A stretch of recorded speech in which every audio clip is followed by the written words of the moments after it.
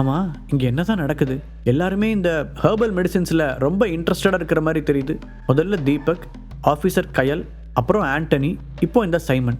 இவங்க எல்லாரும் இதை வச்சு என்ன பண்ணணும்னு நினைக்கிறாங்க? ஹரிஷ் தீவிரமாக யோசித்துக் கொண்டிருக்க அப்போது திடீரென்று வாசற் கதவருகே காலடி சத்தம் கேட்டது. ஹரிஷ் கையில் இருந்த புத்தகத்தையும் மூலிகை பொடியையும் சட்டைக்குள் திணித்து வைத்தான். அதன் பிறகு அந்த பெட்டியை வேகமாக மூடியவன் அதை இருந்த இடத்திலேயே வைத்துவிட்டு பழைய இடத்திலேயே வந்து உட்கார்ந்தான்.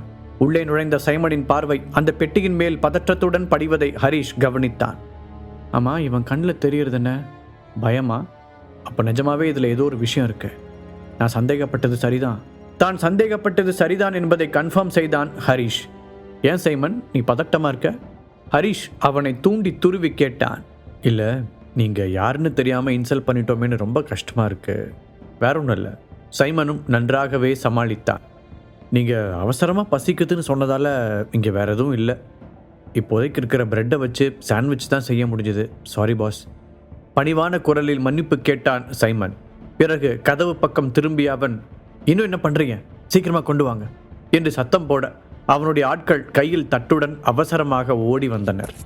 அதன் பின்னாலேயே ஒருவன் ஒயின் பாட்டிலையும் கொண்டு வந்தான். இரண்டையும் ஹரிஷின் முன்னால் வைத்துவிட்டு அவர்கள் நகர அதிலிருந்து ஒரு சாண்ட்விச்சை எடுத்துக்கொண்டான் ஹரிஷ். பரவாயில்ல, இதுவே அதிகம். நீயும் என் கூட உட்கார்ந்து சாப்பிட என்று சைமனையும் அழைத்தான். இல்லை பாஸ், நீங்க சாப்பிடுங்க. கதவுக்கு வெளியில தான் நிற்பேன். உங்களுக்கு ஏதாவது தேவைன்னா கூப்பிடுங்க என்றவன் அங்கிருந்து வேகமாக வெளியேறினான். அவர்களை கடத்தி வந்தபோது இருந்ததற்கு நேர் ஆப்போசிட்டாக இப்போது அவன் நடந்து கொள்வதை ஆச்சரியத்துடன் நினைத்து பார்த்தான் ஹரிஷ். டேய் நைட் கிங், யாரா நீ? இவ்வளோ நேரம் உரிமிட்டு இருந்த ரவுடி பைய இப்போ பூனை மாதிரி பம்மிட்டு இருக்கான். யோசித்தபடி வேகமாக சாப்பிட்டு முடித்தவன் அந்த ஒயின் பாட்டிலை திறந்து சட்டைக்குள் மறைத்து வைத்திருந்த மூலிகை பொடியை எடுத்து கொஞ்சமாக உள்ளே போட்டான். அதை நன்றாக குலுக்கி மூலிகை வாசம் வருகிறதா என்று பரிசோதித்தவன் அப்படி எதுவும் வராததில் திருப்தி அடைந்தான். பின்பு கதவை நோக்கி, யாராவது இருக்கீங்களா என்று சத்தமாக கூப்பிட்டான். உங்களுக்கு என்ன வேணும் பாஸ்? சொல்லுங்க, நான் உடனே ரெடி பண்ணி தரேன். உள்ளே வந்த சைமன் கை கட்டி கேட்டான். நீங்கள் எல்லாருமே சின்சியராக வேலை பார்க்குறதால நான் ஒரு ரிவார்டு கொடுக்கணும்னு நினைக்கிறேன் என்ற ஹரிஷ் கையில் இருந்த அந்த ஒயின் பாட்டிலை சைமனிடம் கொடுத்தான்.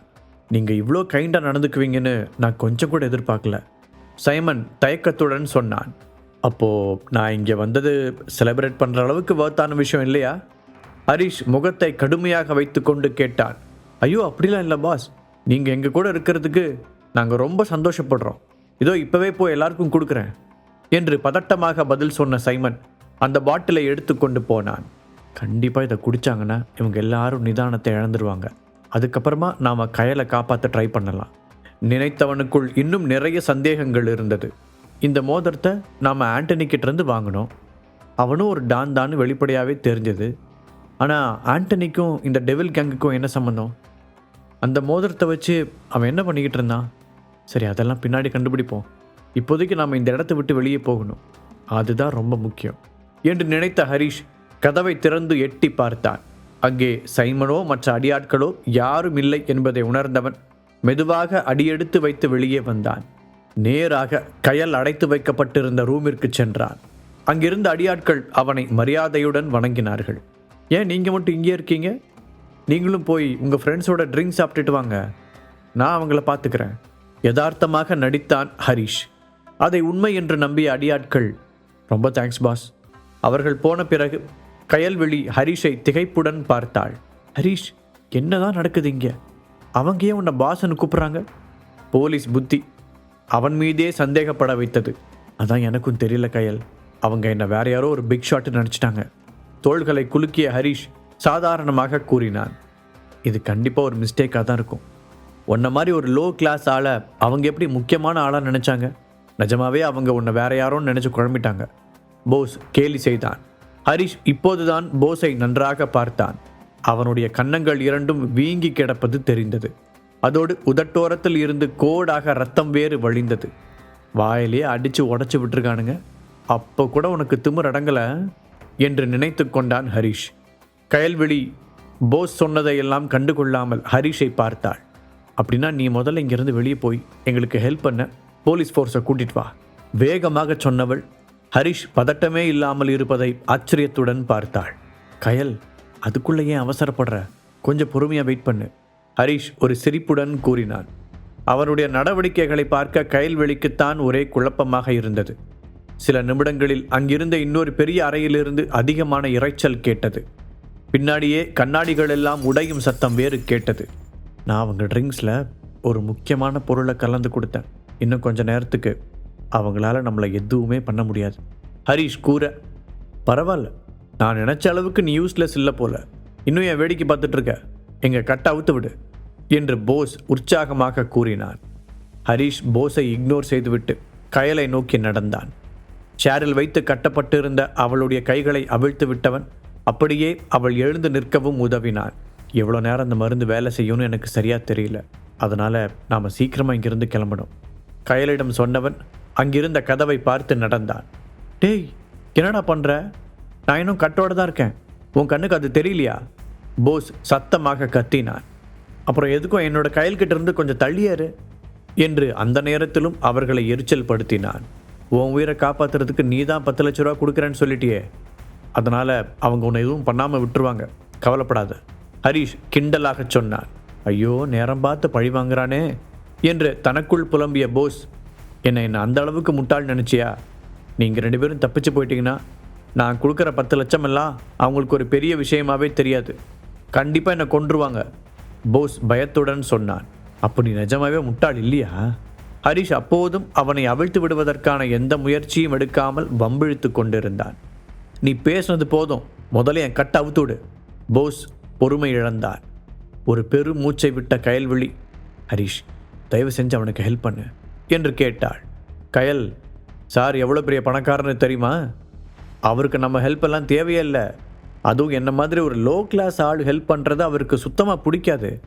அதுக்கு அவர் அந்த கேங்கோடையே டீல் பேசி தப்பிச்சு வந்துக்குவார். அந்த அளவுக்கு புத்திசாலி. ஹரிஷ் அவன் செய்ததற்கெல்லாம் சேர்த்து வைத்து திருப்பி கொடுத்தான். நீ இவ்வளோ மோசமானவனாக இருப்பேன்னு நினைக்கல. உன்னை மட்டும் அவங்க வேற ஒரு ஆளுன்னு நினைக்கலனா இந்நேரம் நீ செத்திருப்ப, எரிச்சலுடன் கத்தினான் போஸ். கேட்டியா கயல், இப்போ கூட எப்படி பேசுகிறான்னு? அதுக்கு தான் சொன்னேன். ஹரிஷ் அலட்சியமாக நின்றான். அவன் புத்தகத்தில் படித்த விஷயம் உண்மை என்றால் அந்த மூலிகை மருந்தின் தாக்கம் இன்னும் ரொம்ப நேரத்திற்கு இருக்கும். அவன் வேண்டுமென்றே தான் அதை கயலிடம் கூட சொல்லவில்லை. அதனால்தான் அந்த ரவுடிகளை பற்றி பயமில்லாமல் போஸை கலாய்த்து கொண்டிருந்தான் ஹரிஷ். ஹரிஷ், போஸ் மோசமானவன் தான் எனக்கு தெரியும். அவன் உன்கிட்ட நடந்துகிட்ட விதத்துக்கு நான் மன்னிப்பு கேட்டுக்கிறேன். தயவு செஞ்சு அவன் கட்ட அவுத்து விடு, கயல் சலிப்புடன் சொன்னாள். நீ ஏன் கயல் மன்னிப்பு கேட்குற? உண்மையிலே மன்னிப்பு கேட்க வேண்டியது அவன்தானே? ஹரிஷ் பிடிவாதமாக நின்றான். என்ன, நான் மன்னிப்பு கேட்கணுமா? அதுவும் போயும் உன்கிட்ட கனவுல வேணா நடக்கும். போஸ் முணுமுணுத்தது ஹரிஷின் காதில் தெளிவாகவே விழுந்தது. கயல், நீ தேவையில்லாமல் அவனை நம்புறியோன்னு தோணுது. நிஜமாவே இவன் ரொம்ப மோசமானவன். கயலிடமும் போஸ் சொல்ல, 2 பேரும் உங்கள் சண்டையை கொஞ்சம் நிறுத்துறீங்களா? கயல் கோபத்தோடு கத்தினாள். அந்த சைமன் எப்படிப்பட்டவன் உனக்கு தெரியலையா போஸ்? நாங்கள் உன்னை இங்கேயே விட்டுட்டு போனால் உன்னோட கதி என்னாகும்னு யோசிச்சுப்பாரு. அதை விட ஒரு சாரி சொல்கிறது உனக்கு கஷ்டமாக இருக்குல்ல? கயலுக்கு உண்மையிலேயே போஸின் மீது எரிச்சல் வந்தது. அவள் சொன்னதை கேட்டு போஸ் திகைத்து போனான். கயல் பொய் சொல்லவில்லை என்று தெரிந்தாலும் ஹரிஷிடம் மன்னிப்பு கேட்பதற்கு அவனுடைய ஈகோ இடம் கொடுக்கவில்லை. கயல், இவன் கூடலாம் பேசுகிறதே வேஸ்ட், டைம் வேறு ஆகுது, நாம் கிளம்பலாமா? இன்னொரு பக்கம் ஹரிஷ் அவசரப்படுத்தினான். ஹரிஷ், நான் அவனை கெஞ்சி கேட்டுக்கிறேன், தயவு செஞ்சு என்னை இப்படி படுத்தாதீங்க. அவனை காப்பாற்றாமல் நானும் இங்கிருந்து வர முடியாது, கயல் பரிதாபமாக கேட்க ஹரிஷ் மலையிறங்கி வந்தான். சரி கயல், உனக்காக செய்கிறேன், கண்டிப்பாக அவனுக்காக இல்லை. ஆனால் எனக்கு ஒரு கண்டிஷன் இருக்கு, ஹரிஷ் சொல்ல. என்ன கண்டிஷன் என்பது போல கயல் அவனை பார்த்தாள். அவன் என்கிட்ட ப்ளீஸ் பண்ணி கேட்கணும், அப்போ தான் ஹெல்ப் பண்ணுவேன். ஹரிஷ் அந்த விஷயத்தில் பிடிவாதமாக இருந்தான். அதை கேட்டு கயல் போஸை திரும்பி பார்க்க அவன் முகத்தை திருப்பிக் கொண்டான். அதை பார்த்து புருவத்தை உயர்த்திய ஹரிஷ், நான் வந்ததுலேருந்து நீ என்னை எவ்வளோ அவமானப்படுத்தின. இப்போ கூட நான் உனக்கு ஹெல்ப் பண்ண ரெடியாக தான் இருக்கேன், ஆனால் நீ இப்போவும் இறங்கி வர மாட்டேன்னு நிற்கிற சொன்ன ஹரிஷும் கைகளை கட்டிக்கொண்டு வேடிக்கை பார்த்தான். ஹரிஷ் ப்ளீஸ், கயல் மீண்டும் கெஞ்ச. ஒரு பெரு மூச்சு விட்ட ஹரிஷ் போஸை நோக்கி நடந்தான். என்கிட்ட இந்த திமிரு காட்டுற வேலையெல்லாம் வச்சுக்காத, அப்புறம் பின்னாடி ரொம்ப வருத்தப்படுவேன். அந்த அரை மென்டல் போஸ் இப்பொழுதும் அடங்காமல் வாயை விட்டான். இதுக்கு மேலேயும் நீ இவனுக்கு ஹெல்ப் பண்ணணும்னு சொல்றியா கயல்? கேட்ட ஹரிஷ் போஸிடமிருந்து விலகி நடந்தான். அப்போதுதான் தான் செய்ததின் விளைவு அவனுக்கு புரிய, ப்ளீஸ் தயவு செஞ்சு என்னை இங்கே விட்டுட்டு போகாத, நான் சொன்னது தப்பு தான், சாரி. ஒரு வழியாக அவன் மன்னிப்பு கேட்டான். இதை முதலே கேட்கறதுக்கு என்னவா? உன்னோட பிடிவாதத்தால் இவ்வளோ நேரம் டைம் வேஸ்ட், எனர்ஜி வேஸ்ட், எல்லாமே வேஸ்ட். ஹரிஷ் சலித்து கொண்டு அவன் கட்டை கழட்டிவிட 3 பேரும் அங்கே இருந்து வெளியே வந்தார்கள். அவர்கள் இருந்த இடம் பேஸ்மெண்ட் என்று தெரிய சுற்றி சுற்றி வழி கண்டுபிடித்து டவுனிற்கு வர கிட்டத்தட்ட 2 மணி நேரம் தேவைப்பட்டது. அதன் பிறகு ஹரிஷ் ஏஜே கம்பெனியில் விட்டிருந்த அவனுடைய காரை எடுத்துக்கொண்டு ஃப்ளாட்டிற்கு வந்தபோது விடிய காலை ஆகியிருந்தது. சந்தனா தூங்கி கொண்டிருந்தாள். ஸ்டடி ரூமிற்கு சென்றவன் சைமனிடமிருந்து எடுத்து வந்த புத்தகத்தை படிக்க ஆரம்பித்தான். அதில் ஹெர்பல் மெடிசன் பற்றிய நிறைய பிரிவுகள் இருந்தது. ஒரு நோயை உருவாக்குவதிலிருந்து குணப்படுத்துவது, ஹெர்பலை வெப்பனாக பயன்படுத்துவது, சமையலுக்கு பயன்படுத்துவது, சக்தியை உருவாக்க பயன்படுத்துவது என்று விதவிதமான குறிப்புகள் இருந்தது. அதை பார்த்து கொண்டே வந்த ஹரிஷின் கவனத்தை சிவப்பு கலரில் எழுதப்பட்ட வரிகள் ஈர்த்தது. இது எல்லாமே டெவில் கேங்கிற்காக உருவாக்கப்பட்ட ஹெர்பல் மேனுஃபேக்சரிங் டெக்னிக்ஸ். டெவில் கேங்கின் சுப்ரீம் லீடரை தவிர வேறு யாரேனும் அனுமதியின்றி இந்த முறைகளை பயன்படுத்த முயற்சித்தால் கடுமையாக தண்டிக்கப்படுவார்கள் என்று எழுதப்பட்டிருக்க ஹரிஷ் அதிர்ச்சி அடைந்தான். அப்படின்னா சைமன் இதை டெவில் கேங்லிருந்து திருடிட்டு வந்து வச்சிருக்கானா? அதான் பெட்டியை பார்த்து அவனோட கண்ணில் அவ்வளோ பயம் தெரிஞ்சதா? ஹரிஷ் யோசித்தான். ஹரிஷ் விடியும் வரை அந்த புத்தகத்தை படித்து கொண்டிருந்தான். நேற்று முழுவதும் அவ்வளவு அலைச்சலுக்கு பிறகு வீடு வந்து சேர்ந்திருந்தாலும் அவனுக்கு கொஞ்சம் கூட டயர்டாகவே இல்லை. அப்போதும் ஃப்ரெஷ்ஷாகத்தான் உணர்ந்தான். சந்தனா எழுந்த சத்தம் கேட்டவுடன் வேகமாக புத்தகத்தை மூடி வைத்துவிட்டு ஹாலுக்கு வந்தான் ஹரிஷ். அவன் ஸ்டடி ரூமில் இருந்து வெளியே வருவதை பார்த்த சந்தனா, இந்த வீட்டில் இத்தனை பெட்ரூம் இருக்கும்போது நீ ஏன் ஸ்டடி ரூமில் தூங்குன என்று கேட்டாள். அது நேற்று நைட்டு நான் திரும்பி வந்த உடனே கொஞ்சம் படிக்க வேண்டியது இருந்துச்சுன்னு அங்கே போனேன். அப்படியே தூங்கியிருப்பேன்னு நினைக்கிறேன். முகத்தை நார்மலாக வைத்துக்கொண்டு சொன்னான் ஹரிஷ். அப்படியா, சரி.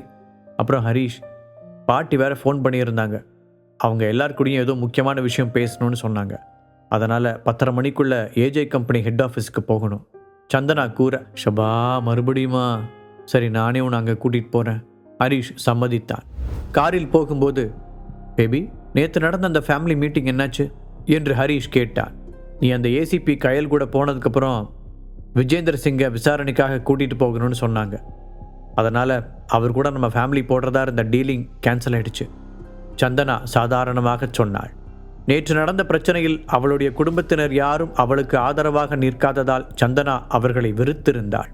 நேற்று டீலிங் கேன்சல் ஆகிடுச்சுன்னா இன்னைக்கு மீட்டிங் நார்மலாக இருக்காது. அப்படின்னா இதுக்கு ஏதாவது பண்ணி ஆகணுமே யோசித்த ஹரிஷ் ஃபோனை எடுத்து ராகவிற்கு மெசேஜ் அனுப்பினான். ராகவ், நீ எங்கே இருக்க? நம்ம பிளானை இம்ப்ளிமெண்ட் பண்ண வேண்டிய நேரம் வந்துருச்சு. நீ உடனே ஏஜே கம்பெனிக்கு கிளம்பி வா என்று அதில் இருந்தது. பாக்கெட் எஃப்எம் ஆப்பை டவுன்லோட் பண்ணி கிங் ஆடியோ சீரீஸை கேட்க ஸ்டார்ட் பண்ணுங்க.